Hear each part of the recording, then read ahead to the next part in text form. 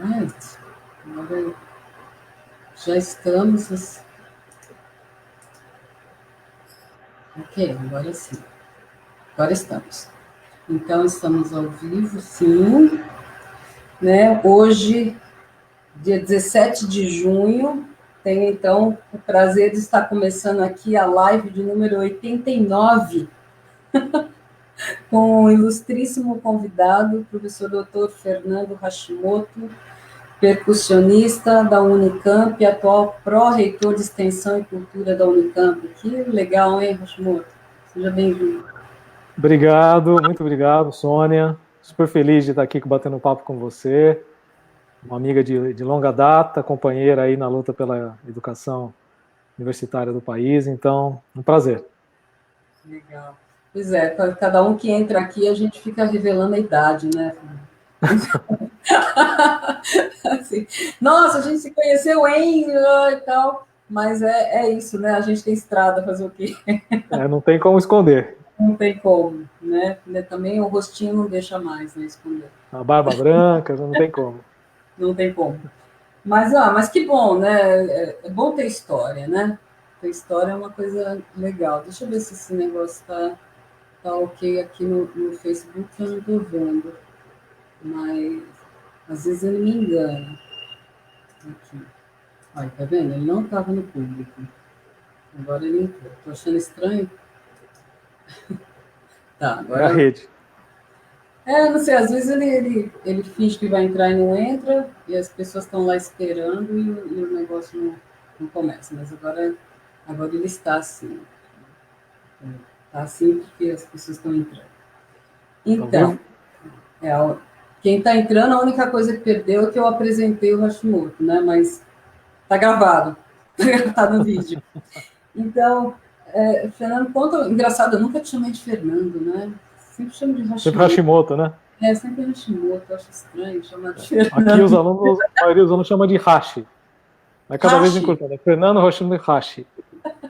Eu tenho um hábito, eu tinha um hábito desde a adolescência e ainda tenho, né? Das pessoas que eu convivo muito, eu acabo reduzindo o nome a uma sílaba. Né? Então, eu tenho a Rê, o Mar, sabe, o Rio, né? Tem um monte de gente assim na minha agenda, uma loucura. Mas, enfim. Mas em casa aqui é Fer. Fê, tá bom. Não, mas eu não. Aqui em casa é Fer e vai. Tá, então, diz uma coisa para nós. Como é que tá aí? Como é que tá, né? Eu sempre pergunto para todo mundo, como é que tá no momento quarentena aí para você? Você e sua família, tá tudo bem? Sei que você acompanhou. Olha, Sônia, a gente está há 3 meses já, né? Nesse momento muito difícil do nosso país. Acho que é bom a gente começar falando nisso. É um momento de muita instabilidade política, muito ódio, né, com relação à ciência, à cultura, à educação, às artes, né? Então, é um momento de muita resiliência, muita luta, né? E que a gente coincide com um momento de pandemia e muitas vidas estão se perdendo diariamente. Aqui na Unicamp a gente tem um hospital imenso e as coisas estão ficando muito complicadas para nós aqui.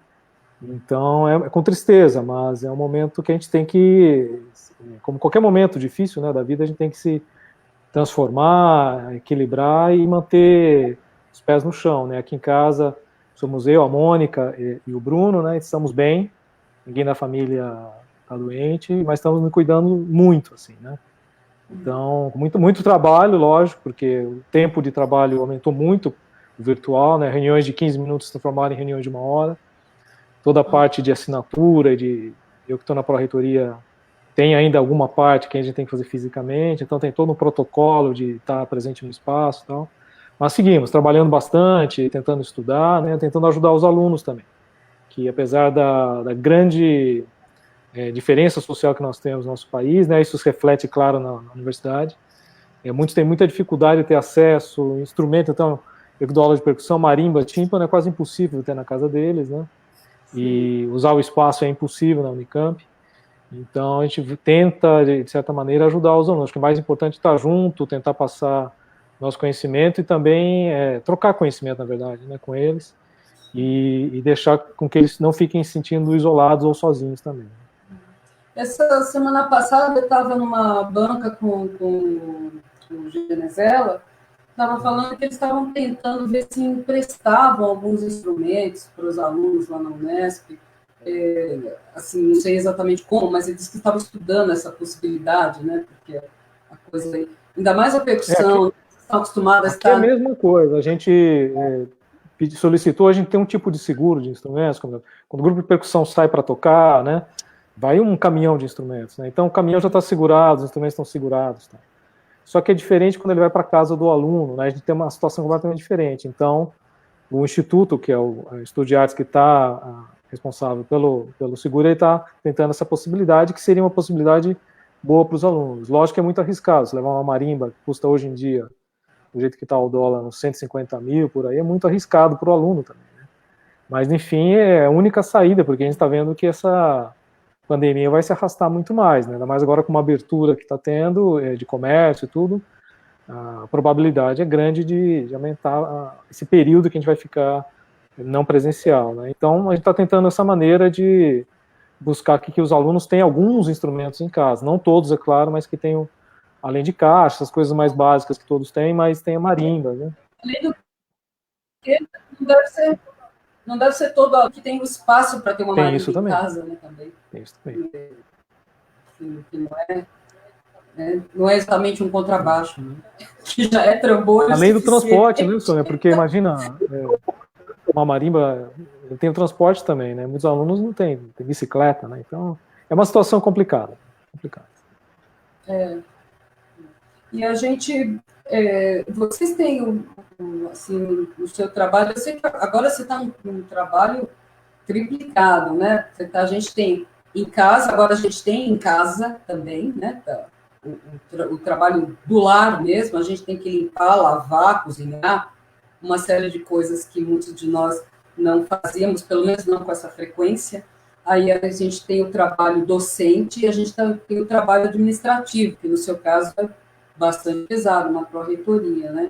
Como é que você está equilibrando? Bom, e a gente tem outro lado, que a gente é docente, mas a gente é artista, né? A gente lida com a área de performance. Como é que você está equilibrando? Eu vi que você viajou bastante, você tem tocado muito, até antes da pandemia, graças a estar viajando, acompanhando as suas notícias. Como é que você consegue fazer tudo isso? Primeiro que esse ano a gente... Era um ano... Todos os anos têm sido bons, eu acho, mas esse ano tinha um concerto novo para estreia, né? E ano passado foram 2 concertos com orquestra, um em Berlim, depois toquei no México. Ou seja, tem sido uma coisa muito interessante, sempre muito voltado para essa minha área de pesquisa da percussão, né? Muito do repertório brasileiro, né? Mas é difícil, a gente tem trabalhado assim 18, 19 horas por dia mesmo, né? Então, aliando o trabalho de casa, né? Que a gente vai... Aqui são todos adultos, então dá para um ajudar o outro, não tem criança também, né? Que eu vejo a situação de alguns professores, né, colegas meus que têm filhos pequenos, né, e tem que acompanhar na escola, está sendo realmente um caos. Mas aqui, como tá todo mundo adulto, então a gente consegue organizar melhor. Mas mesmo assim, é muito trabalho. Tudo que, como eu disse, tudo que ficou, que era de 15 minutos, 30 minutos, se transformou em 4 horas, 5 horas, né? Então é complicado. Mas continuo na produção. Eu tenho os instrumentos todos em casa, né? Tenho um estúdio aqui, então todos os instrumentos grandes eu tenho aqui, continuo trabalhando bastante. Vou mostrar aqui para você. Não foi gerado agora, lógico, na pandemia, mas acabei de lançar esse livro dos tímpanos, tá vendo? Olha só, no repertório brasileiro solo e orquestral. E que foi lá da minha livre docência 6 anos atrás, né? E saiu agora no momento de pandemia, né? E está sendo interessante, né? Muita gente está acessando e eu acho que todo mundo está lendo o livro nesse período que está parado, né? E então as coisas estão acontecendo. Daqui, na semana que vem, chega o segundo CD do Grupo, né? Que comemorou 20 anos, 2 anos atrás. E a gente lançou um CD duplo. O primeiro que foi esse daqui, com 3 concertos, né? Para orquestra e grupo de percussão. E o segundo CD é o segundo projeto que ele desenvolveu 2 anos atrás, que são 6 obras que a gente tocou na Europa, tocou em vários lugares, e foi muito interessante. Gravamos essas seis peças para esse CD, né? Então, assim, as coisas vão continuando, né? Mas em outra frequência, né? Os concertos, tudo a gente está tentando. Agora tem um festival interessante que é o Música em Casa, não sei se está sabendo, né?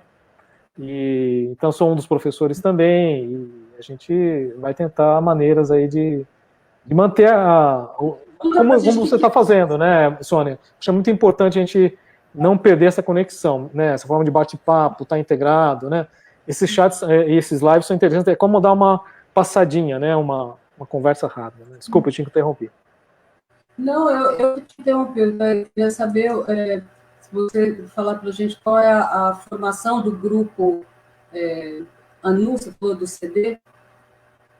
O grupo, ele desse CD específico, você está falando? Esse CD específico, foram 2 projetos que a gente desenvolveu, né?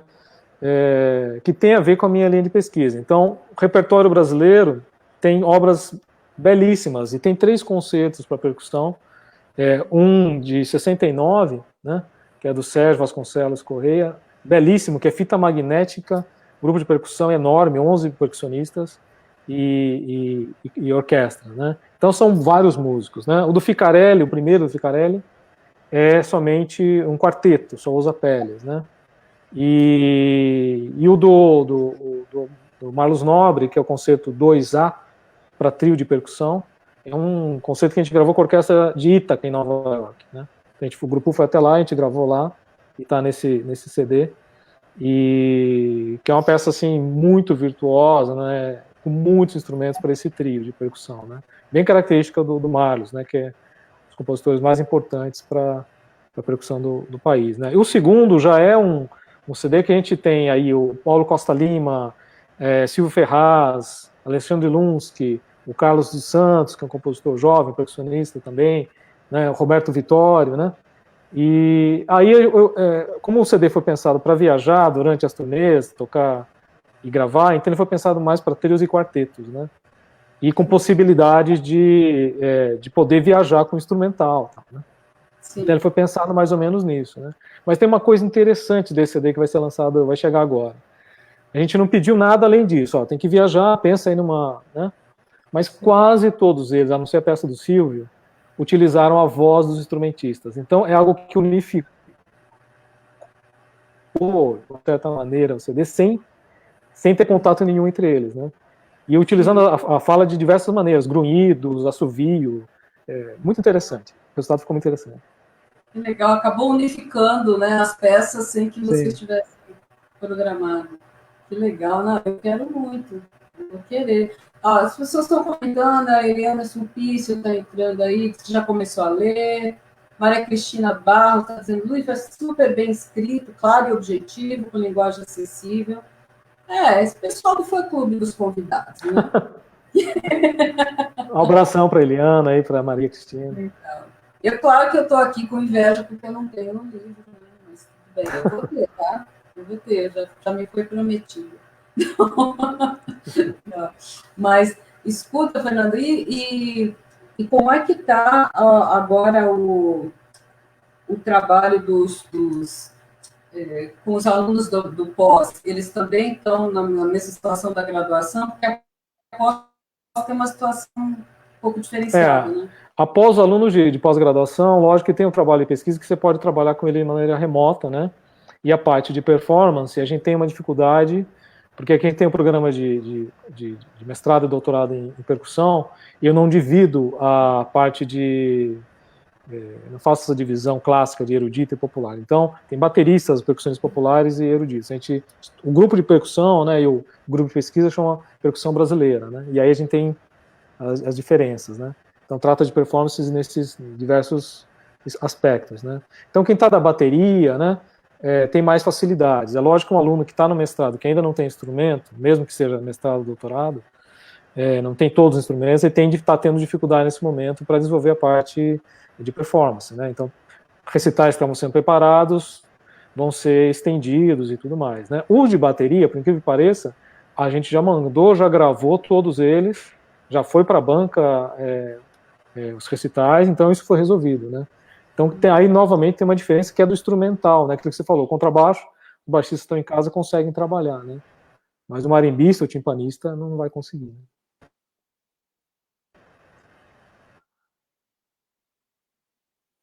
Né? Eu tive problema com o orientando do doutor pianista, mas fazia trabalho de música de câmara comigo. Sônia, cortou um pouco, eu não escutei, desculpa. Opa! Não, que meu doutorando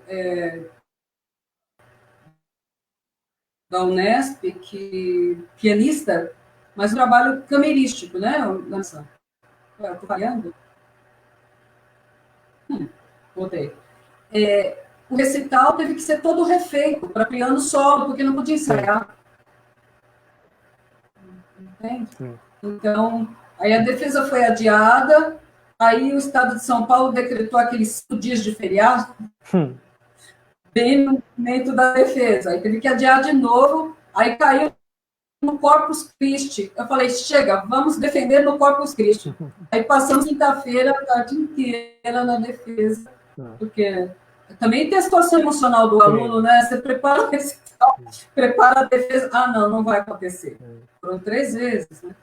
Mas e essa coisa que a gente não está adaptado ainda, né? De tentar fazer com que o vídeo, né? Eu tenho visto vários lives, até mesmo aqui com tem falado, que não é a mesma coisa. É claro que não é a mesma coisa, mas se você se prepara, veja as orquestras. Quando eu fazia doutorado em Nova York, foi o período que as orquestras tiveram o maior problema financeiro, aquele período, né? E 12 anos atrás, 13 anos atrás. E todas elas tiveram um processo de adaptar os materiais para os canais, né? Que naquela época foi um boom. E aquilo, as orquestras de Nova York, por exemplo, estavam com um salário ameaçado de redução, e foi com isso que eles conseguiram levantar e cumprir os prazos, né, de pagamento dos músicos. E foi feito todo um trabalho que não é a mesma coisa você ligar uma câmera e gravar, ou seja, tem todo um trabalho também, tem que ser pensado numa apresentação, que se perde aí, né? Então é uma adaptação também que a gente começa a se confrontar, né? Como se portar profissionalmente numa plataforma digital, né? Lógico que não vai ser a mesma coisa de que você grava e manda para o seu professor, né? Se é endereçado para um público, para um ouvinte, e se é pensado de maneira profissional, isso vai ter que ser pensado e lapidado de maneira diferente, né? Então também é interessante esses momentos de muita crise, porque tem essa parte toda criativa, de inovação, que é também um pouco estimulada, né? Fernando, me dá 20 segundos que eu vou conectar o cabo aqui, porque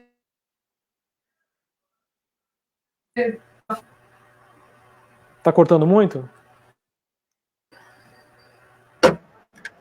um pouquinho, mas eu conectei o cabo, porque eu havia me esquecido de conectar o cabo para garantir a conexão.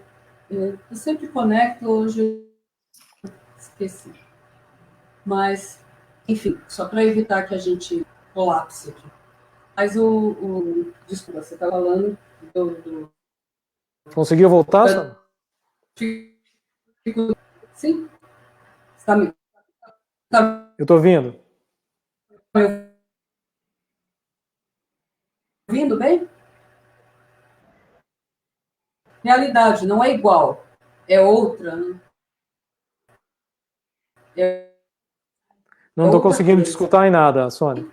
É que Não sei se sou eu ou se é você.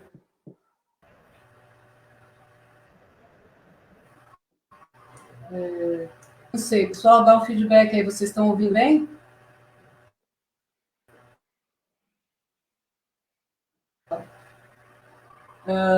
Bom, a, tá, você está lendo um comentário que tem Eu para estou lendo os você? comentários. Sim. Sim. Tá. Estou vendo Ah, aqui, ó, desculpa. o áudio da Sony está cortando. Tá, eu agora conectei com o cabo. Acho que você que tá saindo aí, pelo que o pessoal está colocando aqui.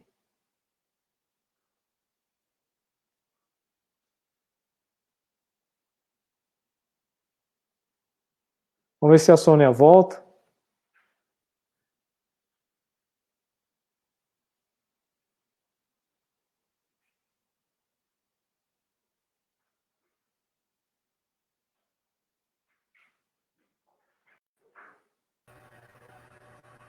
Aham, tá. Eu troquei a internet aqui, botei o cabo agora.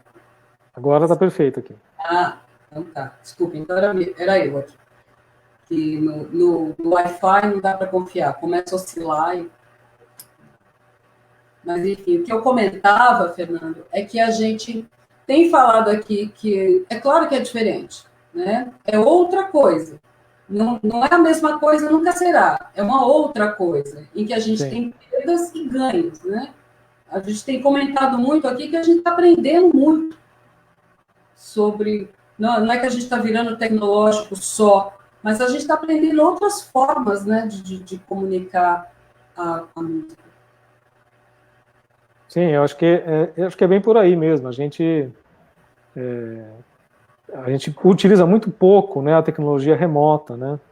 E a gente também, quando pensa no formato profissional, quando é para aula, acho que é até mais tranquilo, tal, né?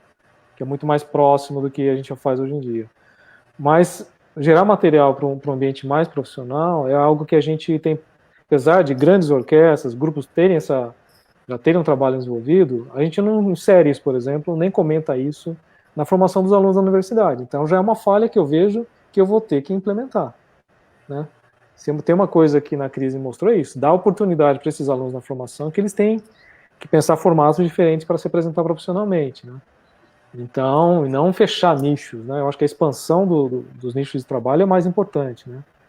E é uma coisa assim que a gente trabalha muito pouco na universidade. Eu sei que a nossa pesquisa, ela tem os frutos e a gente tem avançado bastante na área de música, né? De pesquisa de música no país, especialmente em performance, depois da criação da associação, da Brapem e tudo mais. Mas a gente fala muito pouco de qual que é a responsabilidade da universidade, do ambiente universitário, na criação de espaços de trabalho, né? Que tem uma preocupação em várias outras áreas, né? De conhecimento, você vai conversa com engenheiros e tudo mais, e a gente deixa um pouco de lado, a gente cuida muito da parte acadêmica, ou criar espaços acadêmicos, né? Forma professores, mas esquece um pouco também de interagir um pouco mais e criar esses novos espaços que possibilitem trabalho para os alunos, né? Que vão sair da universidade, né? Então, acho que isso também. Não pode falar. A semana passada saiu uma matéria na Folha muito interessante sobre a interdisciplinaridade, né, na formação dos universitários e, de uma certa forma, uma crítica ao que a gente está chamando de ensino online ou ensino à distância, que para os especialistas está longe de ser. O que a gente está fazendo é replicar a aula presencial no vídeo. Fazer ensino à distância é uma coisa bem mais complexa e que a gente não tem formação para isso, né? Sim. A gente não tem nem a formação, nem a informação, a gente está correndo atrás. De fato, a gente aqui na Unicamp tem utilizado não ensino à distância, tem usado atividades remotas. Sim. Justamente porque os únicos cursos aqui que são de fato à distância são os da extensão. A gente tem convênios com aquela plataforma Coursera, e aí sim você vai ter toda uma metodologia de ensino que é à distância, de fato, né? Um sistema todo montado que não se resume só a vídeos, né? Então, a gente, de fato, não está fazendo nenhum ensino à distância, a gente está fazendo atividades remotas e se adaptando, né? E com muita dificuldade da interação, ou seja, você manda um vídeo, ele manda outro vídeo. Eu tenho alunos, por exemplo, que só tem um aparelho e não tem computador, então ele não consegue, enquanto eu estou mostrando material, vídeo ou técnica, ele não consegue realimentar. Então, é complicado. Então, a gente não está fazendo, de fato, um material, um ensino à distância, né? Como termo, como a gente aplica o termo, né? E eu estou utilizando atividade remota de fato, né? Mas é aquilo que eu falei, a gente não vai substituir, não vai mudar, mas também é um ambiente que força a gente a pensar como melhorar a nossa prática de ensino, né? Utilizando essas tecnologias, né? Para mim tem sido interessante. Para mim também tem sido interessante, mas em certos momentos, não agora, mas vamos dizer, nos primeiros 2 meses, meio sofrido, né? Dolorido, porque é um tempo muito grande, né? Que você precisa aprender novos caminhos, só que você não tem tempo para isso. Você tinha que já ter sabido quando entrou a quarentena, né? Uhum. E a gente está vivendo a base de tutoriais, basicamente. São tutoriais na sua grande maioria, de pessoas que nasceram neste milênio. Não, isso é Muito. verdade. Tem a distância aí da idade que a gente tem que correr atrás. Então, mas não tem outro jeito, né? Chega a ser meio frustrante dizer, Márcia, conseguimos, mas falta muita coisa. Falta muita coisa, e eu acho que é só o começo, porque agora, a hora que acabar, a hora que a gente tiver a vacina, não acabar, a hora que tiver a vacina, e nós pudermos resgatar o que a gente já fazia, o que a gente está fazendo agora vai ser somado, não vai voltar para trás. A gente vai agora abrir as possibilidades de trabalho. Vai ser Sim. muito difícil ficar somente como era. Vai dar mais. Mas é um desafio. Vamos ver como é que a gente... É uma coisa para a gente pensar também coletivamente, né? O que a gente pode... Pós-pandemia vai ser muito duro para a nossa área, né? Ontem, acho que antes de ontem, né, teve um fórum do FG que eu participei, no simpósio, né? Muito interessante que a FG está fazendo. Era sobre arte, cultura e humanidades. E eu citei isso, né? A gente movimenta um mercado, o setor cultural, de 5 milhões de trabalhadores, né? 4% dos trabalhadores do país, né? E o PIB, movimento de PIB do setor de economia criativa e cultural é 5%. Então, é um mercado enorme que o país vai ter uma dificuldade muito grande de recuperar, né? Então, são desafios que a gente vai ter pós-pandemia ali que a gente vai ter que pensar, nós como classe mesmo, né? Como vai ser a nossa posição, né? É um desafios. Desafios.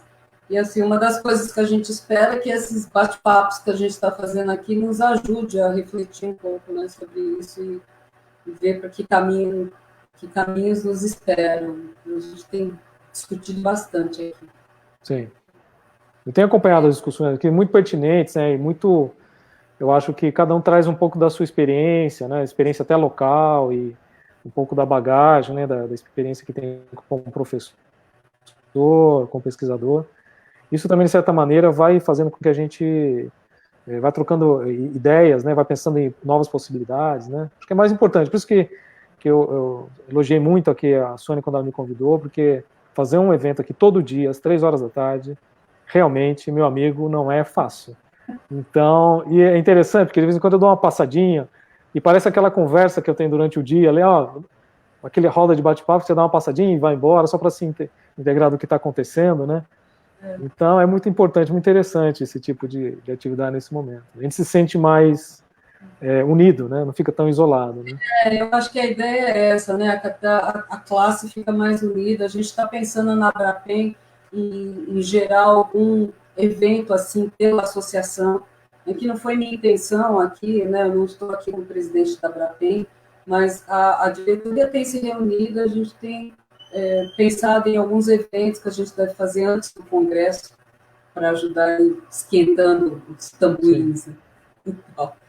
Então, Esse festival de música em casa acho que vai ser interessante, o FIMUCA, Festival de Música em Casa. Vamos ver como é que ele vai conseguir. Mas bastante gente, muitos professores, eu vi a lista lá e eu acho que vai ser uma experiência interessante. Festival Música em Casa, o do Flávio? Do Flavinho, né? Vai ser bem legal. Eu conversei com ele, eu estava tentando agendar uma data com ele, e assim, tem que ser depois do festival. Ele está alucinado, né, com a sobrecarga. Mas é legal porque o UFRN é o carro-chefe do país, praticamente, de tecnologia na universidade, né? Nós aqui na UFG, todo o sistema, grande parte do sistema foi elaborado pelos técnicos, pelos especialistas da UFRN. Então, realmente, eles estão na ponta, a gente tem que aprender com eles. Então, vai ser muito interessante. bom. Bom, a gente chegou aí ao final dos nossos 30 minutos diários, né? E eu vou aqui começar a me despedir aqui do Hashimoto, antes de começar o muro de lamentações aí, que acabaram os 30 minutos. Né? Amanhã tem mais e o Hashimoto pode voltar a hora que quiser, né? Porque já que a gente vai ficar aqui até a quarentena acabar e a gente não vê o fim dela, então, a hora que você quiser, Hashimoto, você Não, volta. qualquer momento aí, convidando mais para frente, a gente volta a tratar de outros assuntos, né? Interessante. Prazerzão, viu, Sônia? Parabéns pelo trabalho aí. Obrigado também quem assistiu. E obrigado pela dedicação em alguns minutos assistindo nosso bate-papo aqui. Obrigado. Eu vou pedir E se para cuidem você. muito, né? Oi? E se cuidem muito. Ah, com certeza. Fique em casa, álcool e gel, né? E não pense em sair de casa. E eu vou pedir, se a hora que você tiver um tempinho, se você puder entrar lá no Facebook, você pode responder as pessoas, ou dar um estica, coisa assim. Né, gente? Amanhã estamos aqui na live de número 90 com a Marisa Monterrado. Tá? Vai ser muito legal também. Mais uma contribuição aí para o nosso bate-papo. O festival, depois eu coloco o link aqui para vocês, que ela está sendo organizado pela UFRN, né? Chama, como é que é? Festival Música em Casa? Festival Música em Casa. FIMUCA. FIMUCA. Tá? Eu vou colocar o link aqui para vocês, comecinho de julho. Tá? Então, Hashimoto, beijão, sucesso aí, tá? Lá na Pró-Reitoria, na percussão, em casa, em tudo. Obrigado, Sônia. Beijão, até mais. Beijo, tchau, gente. Até amanhã.